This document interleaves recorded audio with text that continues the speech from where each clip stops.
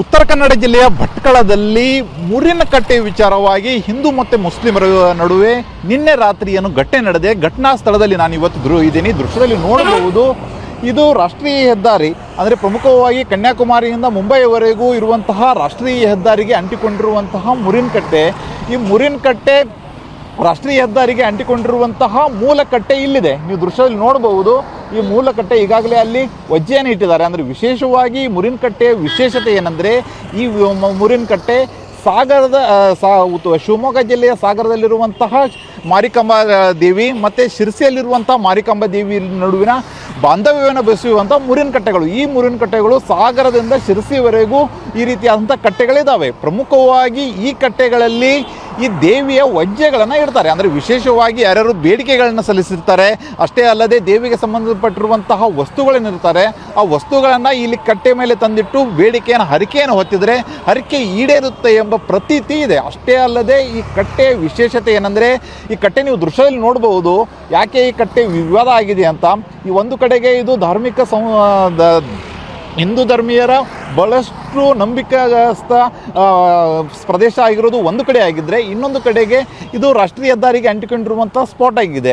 ಇದು ರಾಷ್ಟ್ರೀಯ ಹೆದ್ದಾರಿಗೆ ಅಂಟಿಕೊಂಡಿರುವಂಥ ಸ್ಪಾಟ್ ಆಗಿರುವುದರಿಂದ ಇದನ್ನು ಕಟ್ಟೆಯನ್ನು ಹೇಗಾದರೂ ಮಾಡಿ ಶಿಫ್ಟ್ ಮಾಡಬೇಕಾಗಿರುವಂಥ ಅನಿವಾರ್ಯತೆ ಇದೆ. ಯಾಕೆಂದರೆ ಆ ಕಡೆಯಿಂದ ಬರುವಂತಹ ವಾಹನಗಳು ಇಲ್ಲಿ ಕಟ್ಟೆ ಹತ್ರ ಆಕ್ಸಿಡೆಂಟ್ ಆಗಿರುವಂಥ ಬಹಳಷ್ಟು ನಿದರ್ಶನಗಳು ಇದ್ದಾವೆ. ಈ ಆಕ್ಸಿಡೆಂಟನ್ನು ತಪ್ಪಿಸಬೇಕು, ಅಷ್ಟೇ ಅಲ್ಲದೆ ಈ ಹೆದ್ದಾರಿಯನ್ನು ಅಗಲೀಕರಣ ಮಾಡಬೇಕು ಎನ್ನುವ ನಿಟ್ಟಿನಲ್ಲಿ ರಾಷ್ಟ್ರೀಯ ಹೆದ್ದಾರಿ ಕಾಮಗಾರಿಯವರು, ಸ್ಥಳೀಯ ಜಿಲ್ಲಾಡಳಿತ ಮತ್ತು ಹಿಂದೂ ಮತ್ತು ಮುಸ್ಲಿಮರು ಎಲ್ಲರೂ ಸೇರಿಬಿಟ್ಟು ಈ ಕಟ್ಟೆಯನ್ನು ಪಕ್ಕದಲ್ಲಿರುವಂತಹ ಜಾಗದಲ್ಲಿ ಅದನ್ನು ಶಿಫ್ಟ್ ಮಾಡಬೇಕು ಅಂತ ರೆಡಿ ಮಾಡಿದ್ರು.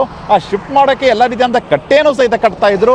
ಆದರೆ ಅಲ್ಲಿ ಕಟ್ಟೆಯನ್ನು ಕಟ್ಟಬಾರ್ದು ಅಂತ ಮುಸ್ಲಿಮರು ವಿರೋಧ ಮಾಡಿದ ಹಿನ್ನೆಲೆಯಲ್ಲಿ ನಿನ್ನೆ ಗಲಾಟೆ ಆಗಿದೆ. ಅಲ್ಲಿರುವಂಥ ಇಟ್ಟಿಗೆಗಳನ್ನು ಸಹಿತ ತೆಗೆದಿದ್ದಾರೆ. ನೀವು ದೃಶ್ಯದಲ್ಲಿ ನೋಡುವುದು, ಫೌಂಡೇಶನ್ನಲ್ಲಿರುವಂಥ ಇಟ್ಟಿಗೆಗಳನ್ನು ಸಹಿತ ತೆಗೆದಾಕಿಬಿಟ್ಟು ರಸ್ತೆ ಪಕ್ಕದಲ್ಲಿ ಈ ರೀತಿಯಾದಂಥ ದೇವರ ಕಟ್ಟೆಗಳನ್ನು ನೀವು ಮಾಡಬಾರ್ದು ಅಂತಲೂ ಸಹಿತ ಅವರು ಆಗ್ರಹವನ್ನು ವ್ಯಕ್ತಪಡಿಸಿದ್ದಾರೆ. ಆ ಆಗ್ರಹಕ್ಕೆ ಹಿಂದೂಗಳು ಸಹಿತ ವಿರೋಧವನ್ನು ವ್ಯಕ್ತಪಡಿಸಿ, ನಾವು ಇದನ್ನು ನಿಯಮಾನುಸಾರ ನಮ್ಮ ಹಳೆಯ ಕಟ್ಟೆಗೆ ಬದಲಾಗಿ ಹೊಸ ಕಟ್ಟೆಯನ್ನು ನಿರ್ಮಾಣ ಮಾಡುವುದಕ್ಕೆ ಈಗಾಗಲೇ ಎಲ್ಲರಿಂದ ಪರ್ಮಿಷನ್ ತಗೊಂಡು ನಿರ್ಮಾಣ ಮಾಡ್ತಾ ಇದ್ವಿ, ಆದರೆ ಅದಕ್ಕೆ ಯಾಕೆ ನೀವು ವಿರೋಧ ಮಾಡಿದ್ರಿ ಅನ್ನುವ ಪ್ರಶ್ನೆಯೂ ಸಹಿತ ಹಿಂದೂಗಳು ಸಹಜವಾಗಿ ಎತ್ತಿದ್ದಾರೆ. ಈ ವಿಚಾರವಾಗಿ ಈಗಾಗಲೇ ದೊಡ್ಡ ಗಲಾಟೆಯೂ ಸಹಿತ ನಡೀತಾ ಇದೆ.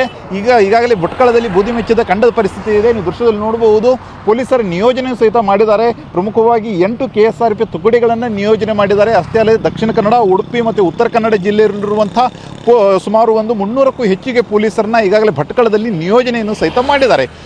ವಿಷಯ ಇಷ್ಟೇ, ಇದುವರೆಗೂ ಭಟ್ಕಳದಲ್ಲಿರುವಂಥ ಮುರಿನಕಟ್ಟೆಯ ಮೂಲ ಕಟ್ಟೆ ಇದು ಯಾವುದೇ ರೀತಿಯಂಥ ಸಮಸ್ಯೆ ಆಗಿಲ್ಲ. ಆದರೆ ಹೊಸ ಕಟ್ಟೆಯನ್ನು ನಿರ್ಮಾಣ ಮಾಡ್ತಾ ಇದ್ರು. ಆ ಹೊಸ ಕಟ್ಟೆಗೆ ಮುಸ್ಲಿಮರು ಡ್ಯಾಮೇಜ್ ಮಾಡಿದ್ದಾರೆ. ಆ ಡ್ಯಾಮೇಜ್ ವಿಚಾರವಾಗಿ ಈಗಾಗಲೇ ಭಟ್ಕಳದಲ್ಲಿ ಹಿಂದೂ ಮತ್ತು ಮುಸ್ಲಿಮರ ನಡುವೆ ಒಂದು ರೀತಿಯಾದಂತಹ ಬೂದಿ ಮೆಚ್ಚಿದ ಕೆಂಡದಂತಹ ಪರಿಸ್ಥಿತಿ ಉಂಟಾಗಿದೆ ಅಂತಲೇ ಹೇಳ್ಬೋದಾಗಿದೆ. ಕ್ಯಾಮ್ರಾಮನ್ ಮಂಜುನಾಥ್ ಜೊತೆ ಸೂರಜ್ ತುರೆ, TV9 ಉತ್ತರ ಕನ್ನಡ.